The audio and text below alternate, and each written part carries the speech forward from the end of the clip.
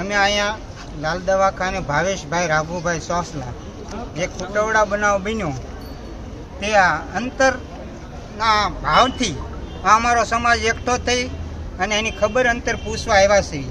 જે પૂરતો ન્યાય નથી મળ્યો એવું અમને અત્યારે દેખાય છે. તો એની માટે સમાજ અમે આગળ જે પ્રયત્ન કરી અને અમારો સમાજ એકઠો થઈને જે આગળ નિર્ણય લેવાનો છે તે અમે આવતા દિવસોમાં જે કાંઈ સમાજ કહે છે તે નિર્ણય લેશું.